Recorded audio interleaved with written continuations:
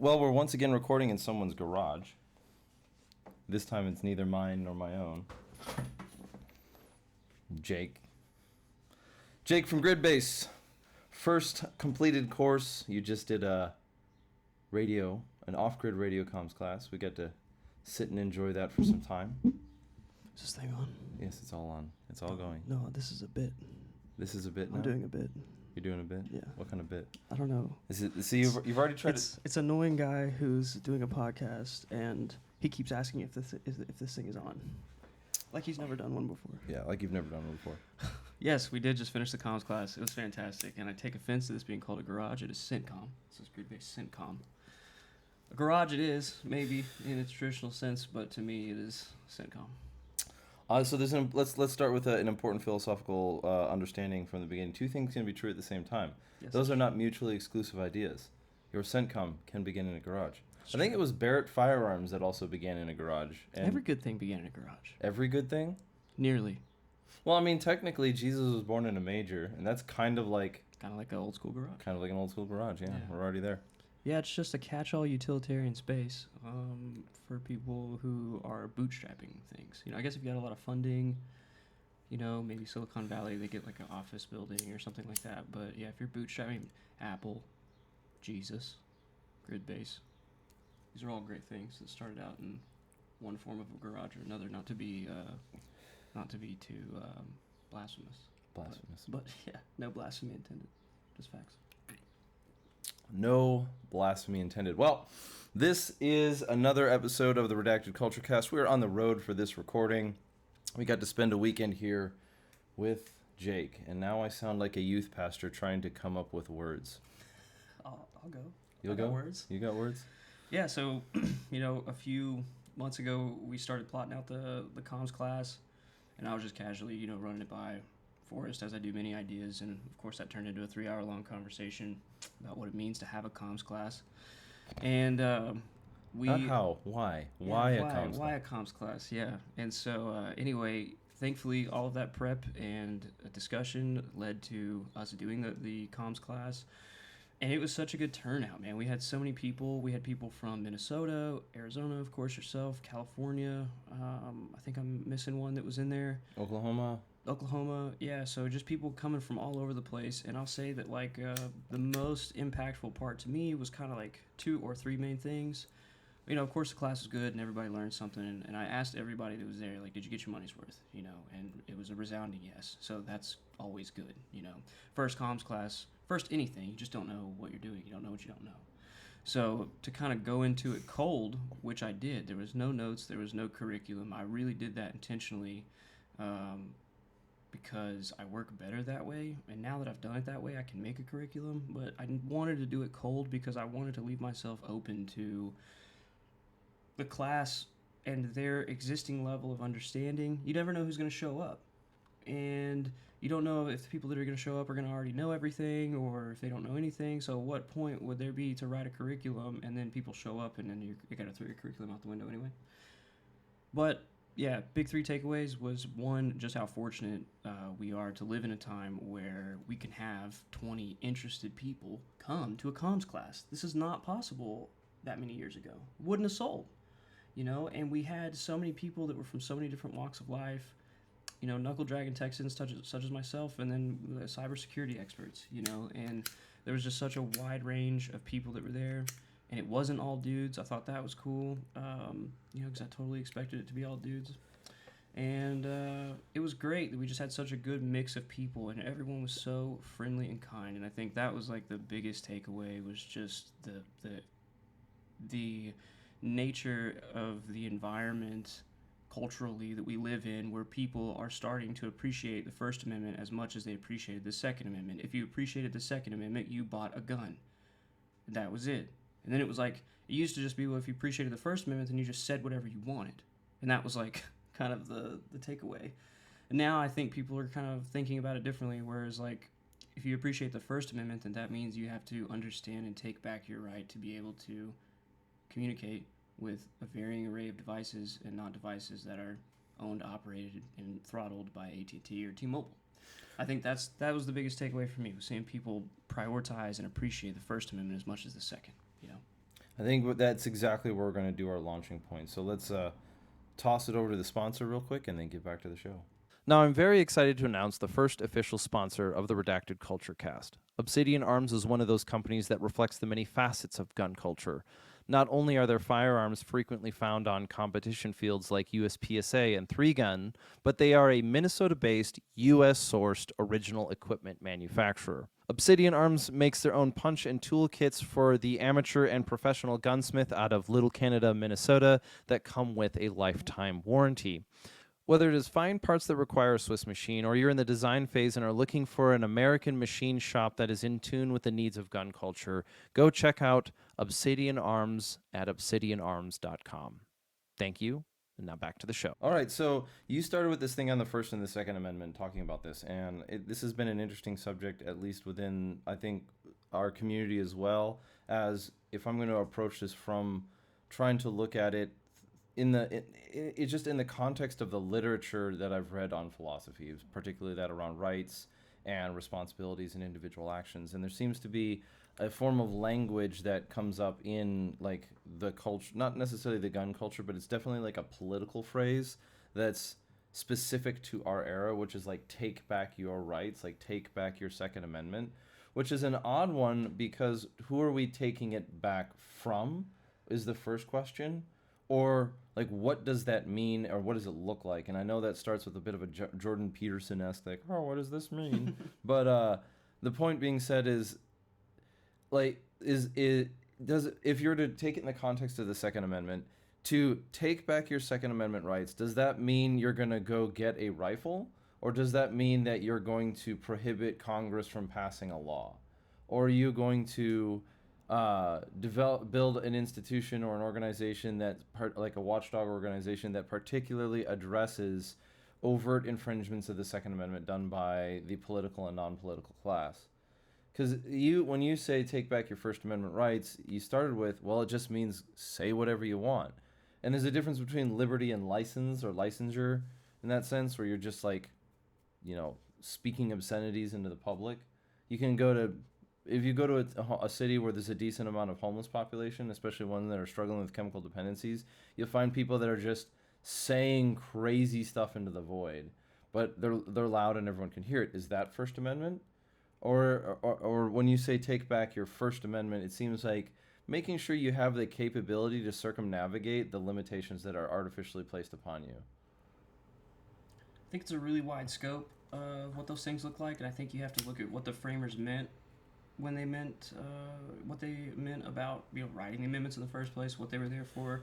Originally, I think that they were concerned about those rights being trampled upon by other governments. So I think everyone's pretty aware of when their rights are trampled on by governments, whether it be like red flag laws in states or whatever in regards to the government side of things. But because I don't know, I'll ask you this question before I carry on, but do you think we live in a democracy, or do you think that we live in like some sort of late stage capitalistic, what would you even call it, corporatocracy? Okay. Because with whatever your answers to that, all I was going to say is that I believe that our rights are being more infringed upon by corporations through the corporatocracy than they are through the government. And maybe the government is using the corporations to control the rights because the government themselves can't do it as efficiently. But I believe that it's corporations who actually are the ones that end up limiting our rights, and they're able to do that. Adobe just recently in their new terms of service said that they have the ability to license, use, go in at will, to go in and use all of the photos that you've ever used with Adobe on your computer. We used to call that malware. And now it's in Adobe Photoshop's terms of service as of a couple days ago. So it's like we have corporations now that are just like carte blanche saying we can access all your information whenever we want to. And if you want to use Adobe Photoshop or Premiere or whatever, then you have to agree to those terms of service. So, our rights, I think, are being far more infringed upon by corporations. And I think our country is far more ran because of that by corporations than governments, really. And I don't know that the framers ever really looked at writing the Constitution from the standpoint of corporations being the one that were going to trample rights. I think they probably wrote it thinking that other governments were going to, or crazy ass leaders were going to, or whatever. And I don't know. So, well, this wouldn't be the first time that non-government organizations, and I don't mean NGOs in like the insurgency conspiracy or the regime change sense. I mean non-government corporate or organizations like Apple, Google, Microsoft, so on and so forth, or Meta, Adobe in the sense, having, let's call it institutional power in a soft power sense at the scale. You could have certainly had newspapers and propaganda. You could have influences that are not directly government, but then you also had the conflicts during the, let's say 13, 14, 15, 1600s between the institution that was the church and the institution that was the government, and so we saw different issues there. So you asked a question, and you asked, are we functioning as a democracy or as a corporatocracy or late stage capitalism? I'm not going to use the late stage capitalism phrase in this one because I think it's too loaded, and we would probably end up getting bogged down and just trying to define it, and then we would have an hour conversation on making sure we define exactly what we mean, and then we'd be arguing via definition. But rather, we're not really that much of a democracy in the sense that we don't function like one. We have voting and we have some elements there, but even if you read books like Plato's Republic or any sort of literature, real populations and governments are not as simple as the system that we want to describe it as. Sure, in America we have some sort of representation, whether that's effective or not is up for question, but I do believe your rise of the corporatocracy is a really good example where the soft power of governments is either working by force.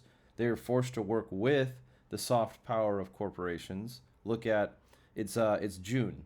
You're seeing cities, actually I've seen it twice now, I think, where cities are putting preventative measures so that people cannot drive cars on the LGBTQ flag that's painted on the road. Mm-hmm. Or I think it was Lyft. They make the little scooters. Mm-hmm. Lime, I think it's Lime. They make these little scooters. It might be Lime or what, doesn't matter. I just saw it recently where because they're sort of, they're GPS control or GPS monitored, you cannot drive the scooter over the LGBTQ flag that's painted on the ground that's painted on the supposedly public road of a city, and it's either I think it's in Washington. And so that is an example of sort of that barrier between soft and hard power, where you have the fusion of church and state in the form of the LGBTQ religion in the government being enforced softly by the corporation that is the Lime that has the Lime scooters. So it's like a dual. There are going to be multiple influences at this time. Where I think we're at, though, is I think especially we as people are no longer in an era where we can conveniently say, well, I just have to work my 9 to 5 and not participate meaningfully in my community. I can just leave that to somebody else. It's somebody else's responsibility for everything. And sure, it might be somebody, if you live in Utah, Washington, D.C. might not be your immediate responsibility, and that's a reasonable thing, but you do have a community that you live in. You do live in a neighborhood that has a local government. There are corporations that exist in your area, and you have influence over that. But this all goes back to taking, as you said, taking back the idea of the First Amendment is the main takeaway I took from your class is that there is a way for an individual to reasonably set up a communications platform with his own people that cannot be stepped on or will not be stepped on in the same way that you will on, say, Instagram or on your phones, your cell phones, your public platforms in that sense. Well, not public, but you get my point. Yeah. I think what we're driving at here is that whether it's gun rights or First Amendment rights or whatever, and whether it's on the party of the conservative or the liberal, those rights are being trampled on by corporations and governments and culture, and for them, I'm sure that they feel like their rights are being trampled on by the culture when people drive over their flag. Clearly that is how they feel. Whether I agree with that or not, that is how they feel about their rights to paint public streets or whatever. Far be it for me to sit here and say like my rights matter in this way, and not at least attempt to understand at some level the fact that they could also feel the same way.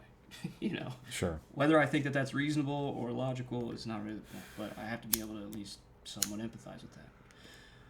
But when those rights, whether it be guns or whether it be communication or whatever, I mean, even the right to travel freely between state to state, I mean, that in and of itself is like a crazy one that I don't know that it gets talked about too much, and how ridiculous it is that we have to jump through all these hoops to register our vehicles and make sure that they're in compliance so that we can even travel. Like, it's crazy to me that we haven't figured out a way to address that yet, but I think everyone's just okay with that one.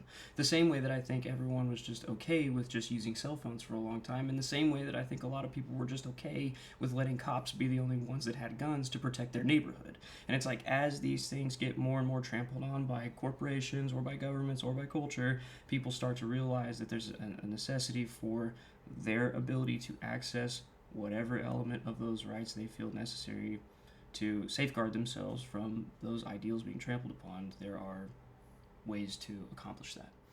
So there's two things that I'm going to have to split on. They're going to kind of fork in the road, and we're going to have to pick one and then maybe come back to the other. One of them is something that you said in the course, and that is the conveniences that you accept today will be mandatory tomorrow. That wasn't originally me, but yeah. Okay. So someone said that. But you brought it up. Yeah. Or it was a good, as much as it's like a nice, convenient short phrase, it does have some significance. Yeah. The convenience that you accept today will be mandatory tomorrow. I think the original quote was the convenience you request will soon be required. Okay. I think that was the original phrase. Yeah. The convenience you request will soon be required, and that convenience could be drive-through fast food, less good restaurants, cell phones. Cell phones. That was your only option. The two big ones that I see are cell phones and police. I think food. I mean, police too for sure, but I think food is a big one. Like, we've all just demanded convenient food, and as a result, we have lost like good quality food, like farmers markets, and and the farmer is this going the way of the dodo, and I think like the convenience with food, to me, is one of the biggest things. I'm not disagreeing with your point at all, but I would just add that I think food is up there.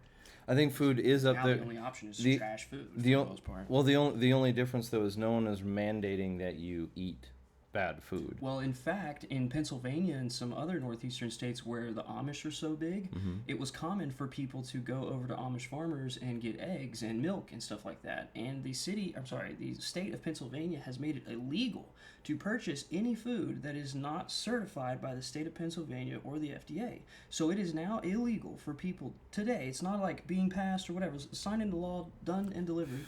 You cannot go over to your Amish farmer's neighbor's house and get eggs anymore from him. That is a misdemeanor offense. And it's not. They're not the only state. I have heard of this. And so the access to farmers markets and the access to food in that way, to me, is like really alarming. Or a lot of cities that like don't allow the collection of rainwater, or like all these kinds of things. It's like, why does food have to be so centralized? Like, what's so bad about, if I want to take a risk and eat an egg from my neighbor's chicken, why is that anyone's business? Okay, so this is a good example of breaking down that split, because there is the action of providing your own food, and then there is the attempt to remove regulation against it. Does that make sense? So like the Second Amendment, we can easily go back to guns. There is a difference between buying an AR or buying a rifle or whatever, or a suppressor for that matter.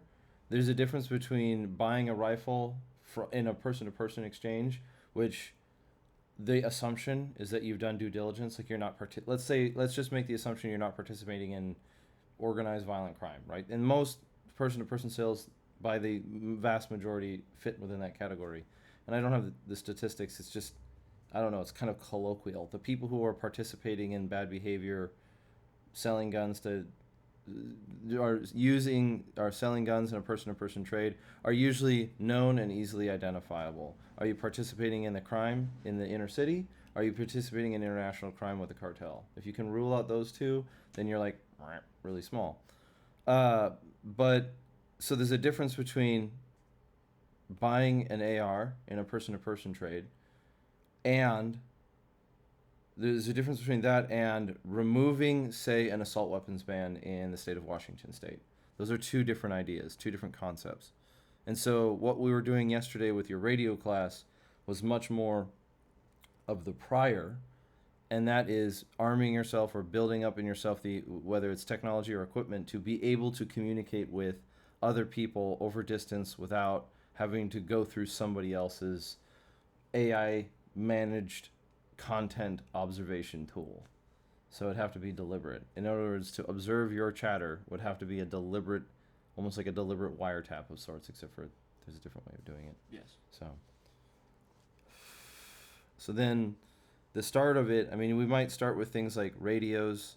We might start with things like building antennas. Or you talked a lot about an AMRS system. Oh, the APRS. APRS system. Mm-hmm. Too many acronyms. There are too many acronyms. There are too many. I agree. Radios plus military, dude. Yeah, You're yeah, just yeah. you only think in acronyms. But Well, we'll just start saying automated packet reporting system. Yeah, this is much easier to say. Yeah, I talk a lot about APRS all the time because it's just so widely supported, you know, and that's really the only reason. If there was another system that was as widely supported as APRS, then I would talk about that. But for those who aren't familiar, APRS is the closest thing to cell phone-like functionality that you can get through analog radios. And whether that's sending text messages or making a request for what the weather forecast is going to be over the next 5 days, or whether that's sending an email, or whether that's getting GPS location of someone else who's APRS enabled, whatever it is, APRS has the most cell phone-like functionality, and it's all done through 144.390. So it's to say it's all done on the 2-meter VHF radio spectrum. And I think that when people get really excited about APRS every time I talk about it, and really it's what got me into all of this was my understanding, or at the beginning just my awareness of APRS.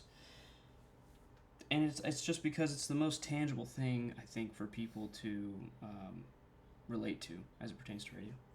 So yeah, I do talk a lot about that and setting up your own infrastructure with that. And you know, it seems always to really empower people to know that they can have that type of experience with radio.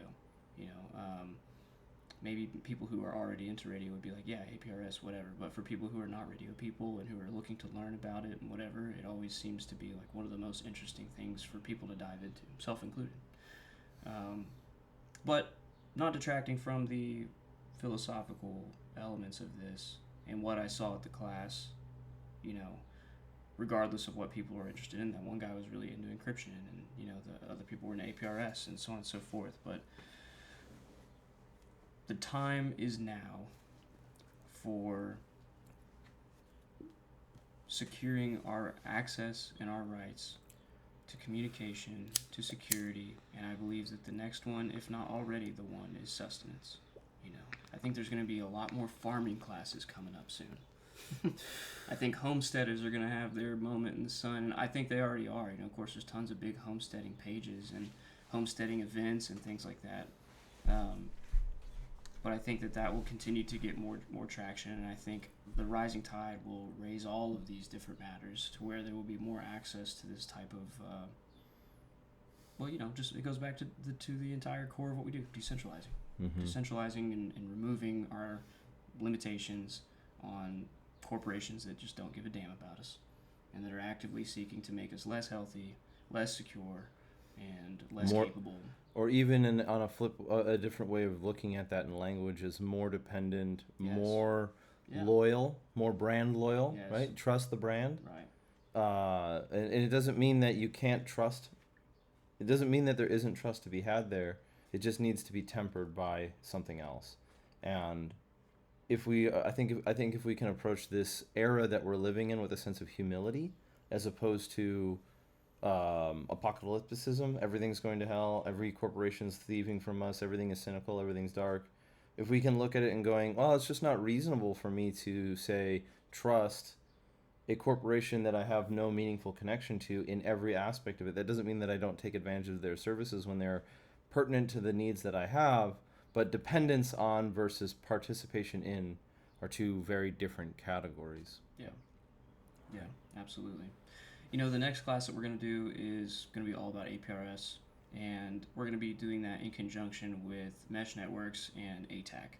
So I think talking about how to use ATAC, what different mesh systems look like, we're going to have people go through, set up a mesh network, and we're just going to hike and drop pins and send pictures and do everything that we can do with tools like Gotenna and Beartooth and potentially even Meshtastic, just to kind of showcase the capability of what some of these low-cost mesh systems can deliver as it pertains to cell phone-like functionality, because everybody wants that convenience. The convenience you are requesting will soon be required, and it's like everybody wants it to just be like a cell phone, and I think mesh networks and APRS, those types of tools in conjunction with ATAC or other tools that are out there, give people that familiarity in using their cell phone. And I think it would be valuable for us to do a class to continue to teach people how to use some of these systems. And I look forward to seeing who comes to the next class. You know, I think that we're going to continue to see more and more people who value not only the tactical applications, but just the First Amendment implications of this kind of stuff. All right, well, with that, let's take a break and we'll come back on mesh networks. Let's do it. All right.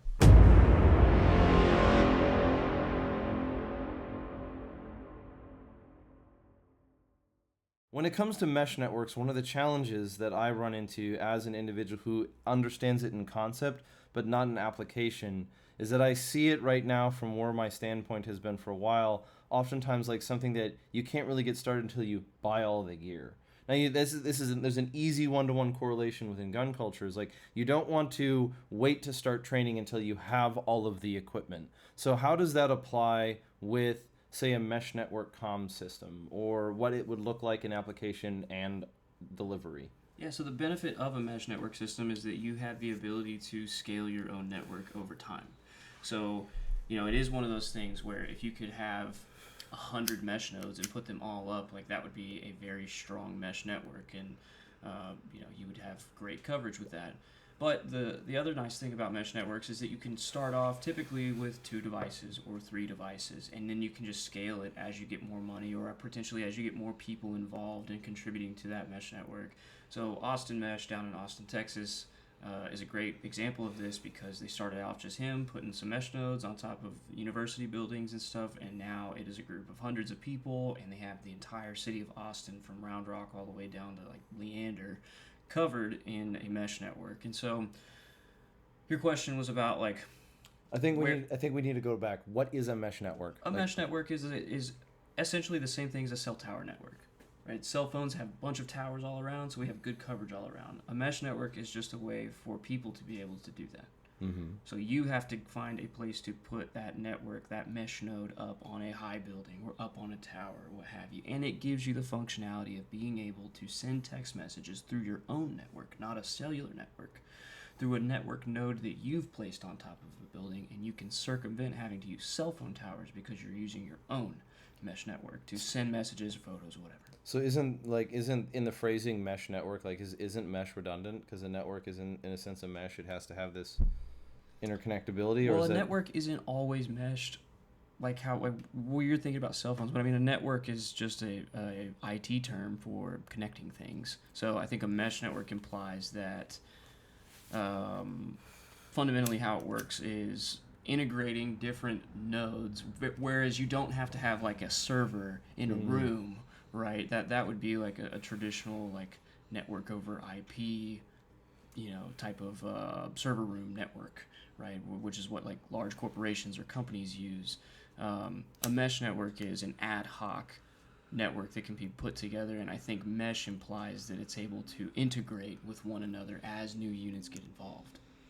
And not only that, these mesh networking systems are intelligent in most cases, where they choose the best path. And say one node was corrupted, maybe a building fell, or maybe someone stole it. It wouldn't render the network useless. It would just choose the next best path. Okay. So it's another element of the mesh part of the network that I think is important to understand. It chooses best path. So when you look at mesh networks, they're not typically disposable units in the sense of you can just put them up, use them for a while, and then let them go.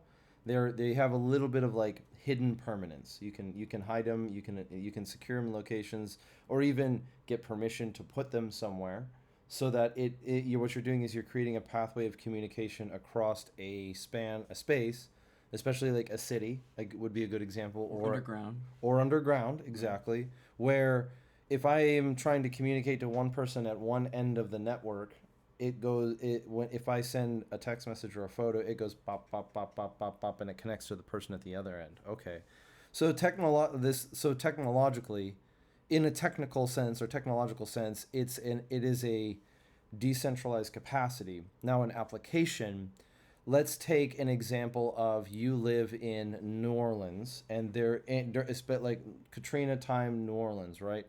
Or something equivalent to that, where communication is knocked down through the city either because of overload or from infrastructure damage, and you have 10 people that you know, include family and friends, that are all connected to this network. That's how you can now communicate to each other. You can, if you, so long as your communication device has charge, you can send it over there and say, "Is Dad all right?" Or, "I need chicken. Can you check the freezer at the safe house?" or something like that. Yeah, there's different options for mesh networks. You've got GoTenna and Beartooth, but perhaps the most common option or the most popular option is Meshtastic.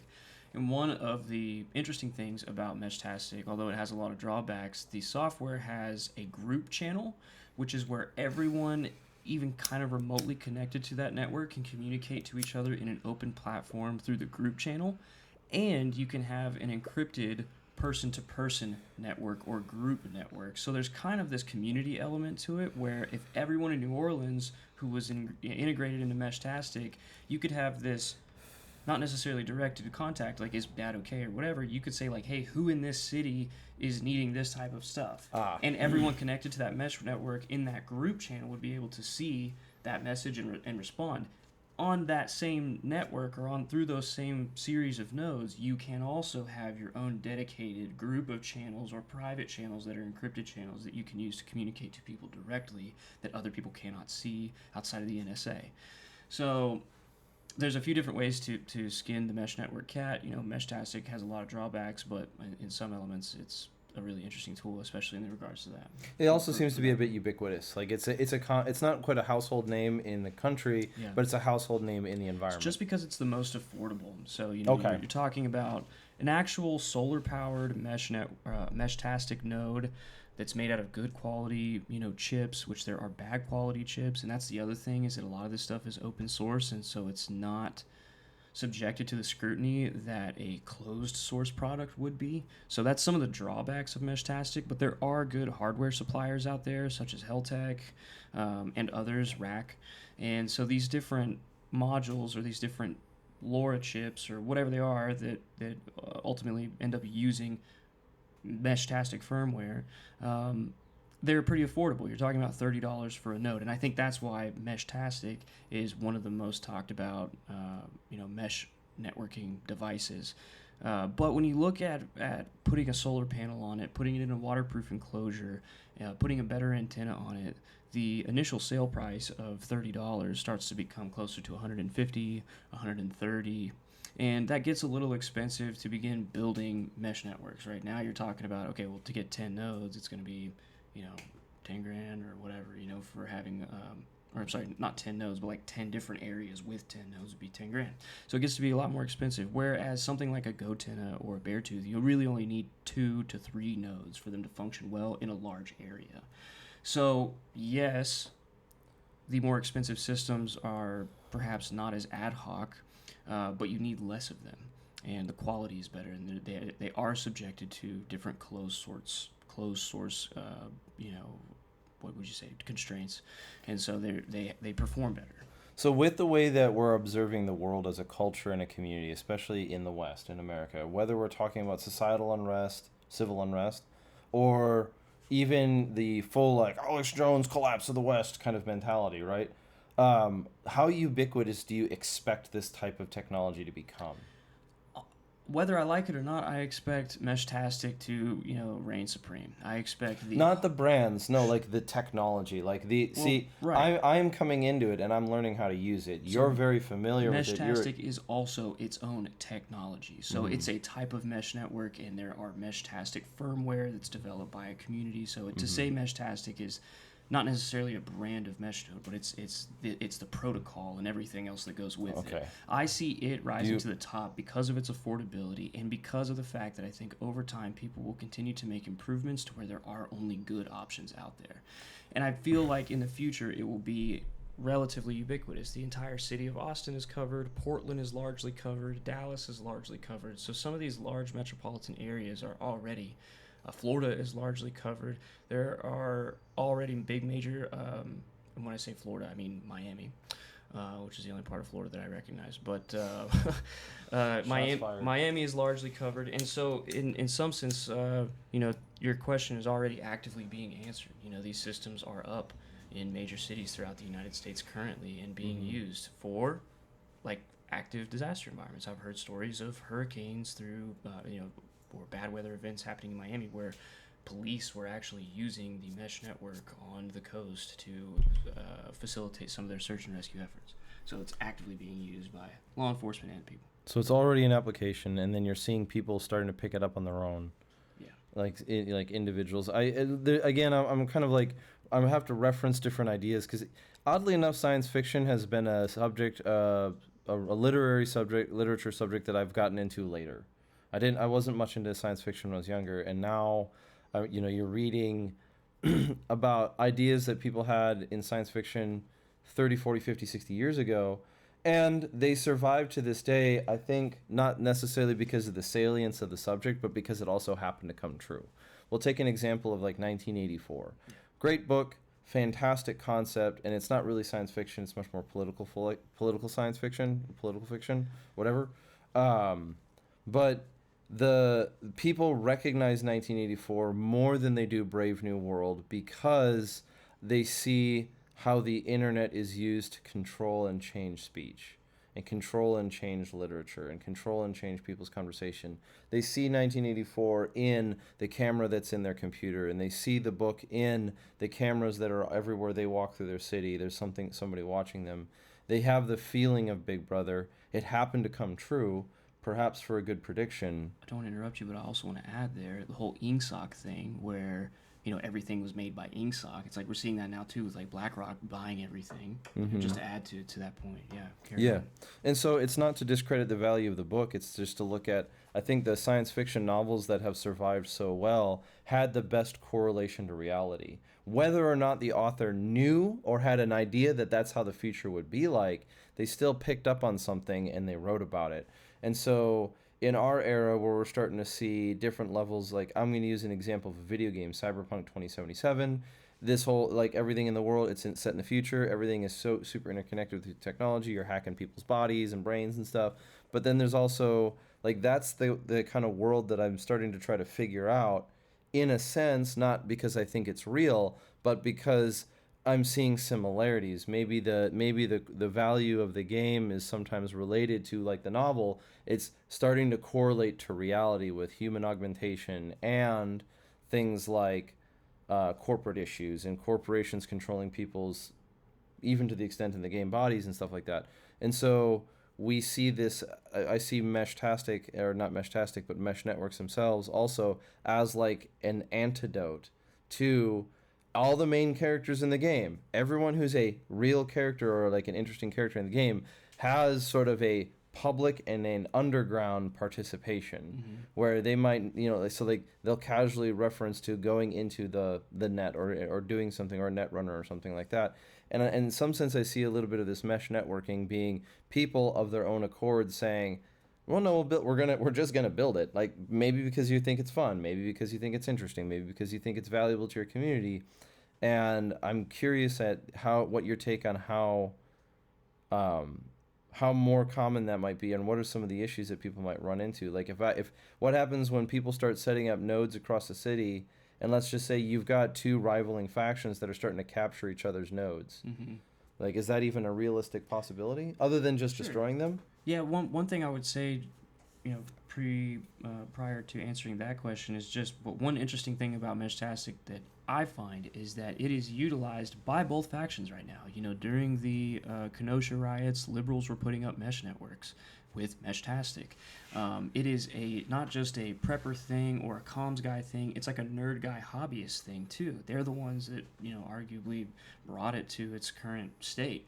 And so it's currently being developed and used by both people. One for the Kenosha riots and organization for that.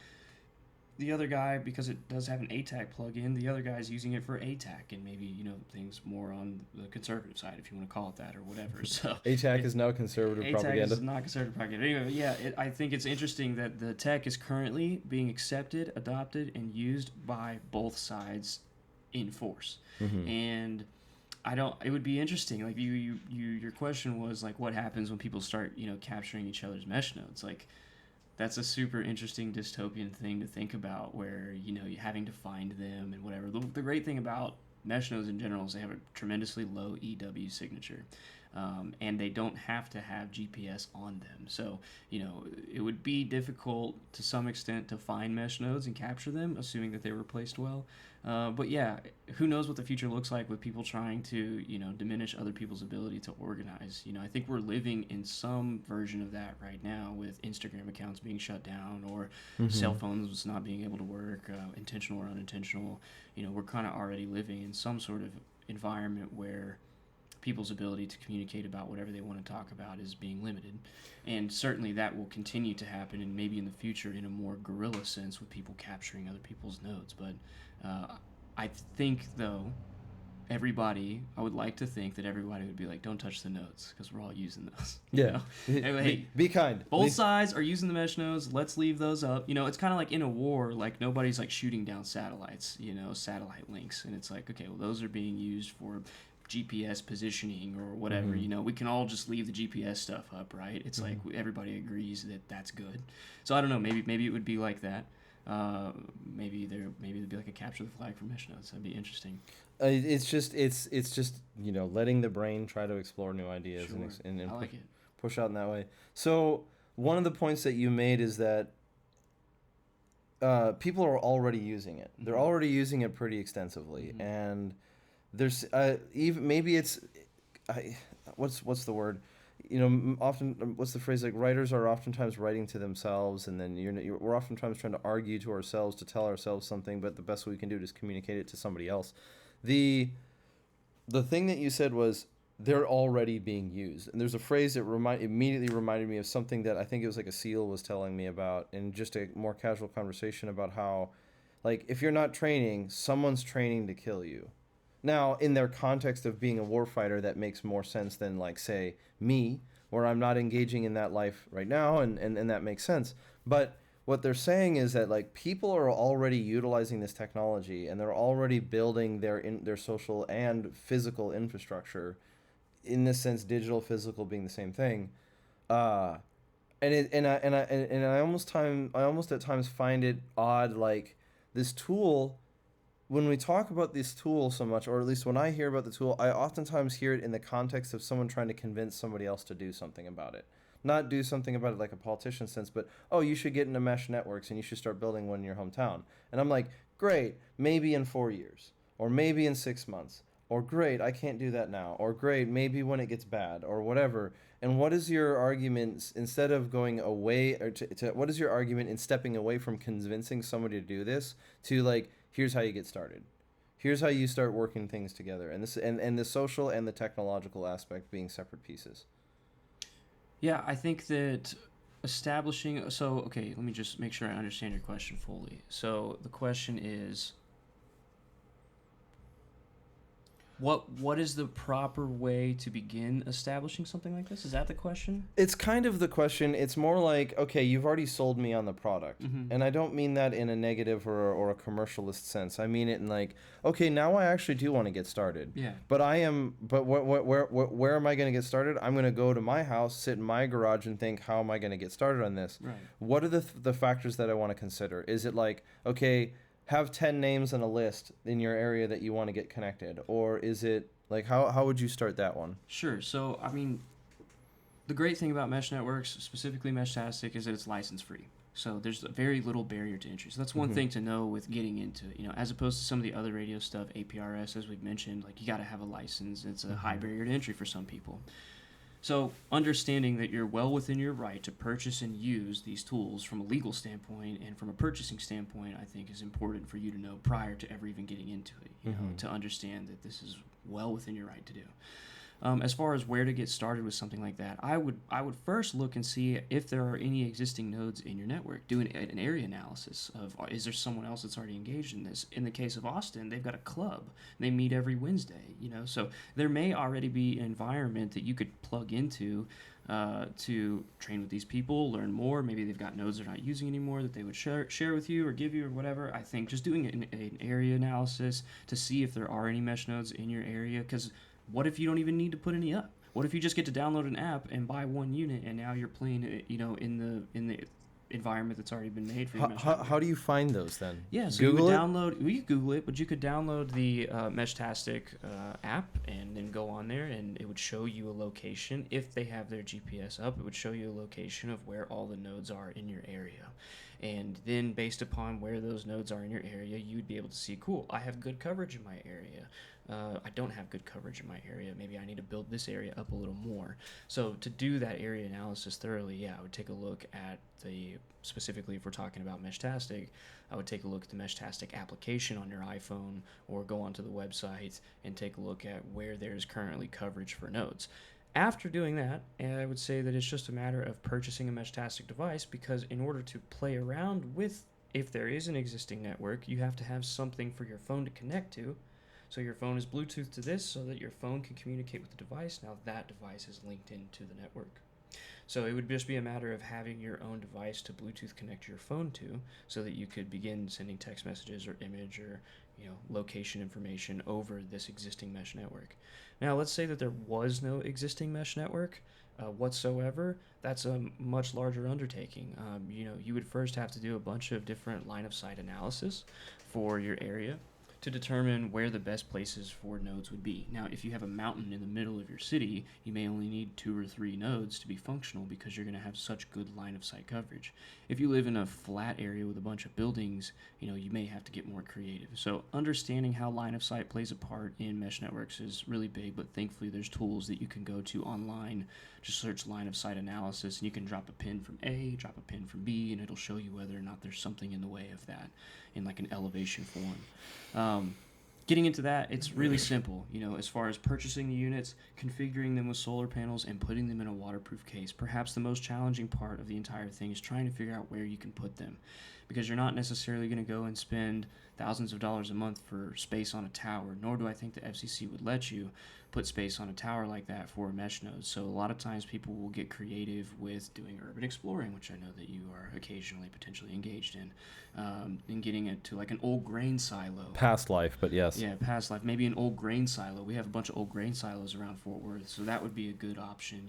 Maybe an old abandoned hotel or a water tower. You have to get a little creative and guerrilla to get these nodes up in a place where they are going to be not as detectable and highly functional, as it pertains to their line of sight capabilities with the area that you're trying to cover. Make them look official. Make them look like they're supposed to be there. Or I've seen people put them in like, sometimes you'll see like electric boxes, like just, I don't know, like what's on the side of like a stoplight, just like those boxes for like some kind of, they'll buy like those boxes that just have some sort of modular configuration, and they'll put it on like a thing in the city, and then lock it, and then put an antenna on it, and like no one even looks the other. It just looks like it belongs there. Yeah. Make it look like it belongs. Make it look like it belongs. So, like I said, you just gotta get creative with where the placement of it and how you get access to some of those things. Maybe you have good relationships. One of the guys that I know used to be a radio guy for the local news station, and they've got a tower on top of their news station, of course, for broadcasting. And because of the relationships he had there as a radio guy, they let him put one up there. So maybe you're just working relationships for that kind of thing. But I would say, 1, it is a area analysis, just to recap. 2, it is after that area analysis, then you would understand what types of equipment you would need, whether it's just one to plug in or whether you're building a network.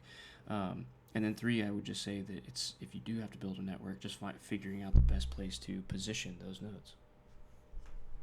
Sounds like a plan. All right, so Yeah. so we put this together a little ad hoc. You have your ad hoc systems. We have our ad hoc podcasts and conversations. Let's start to wrap it up and tie it Yeah. down. We got, if you had 5 minutes to close off with what's going on with Gridbase, where are you at, and what are ways that you can stay connected, where would you go? Yeah, well, first of all, Dirty Civilian just dropped their video on some of the products that we sell, so if you're not already following and checking out Dirty Civilian, you got to do that.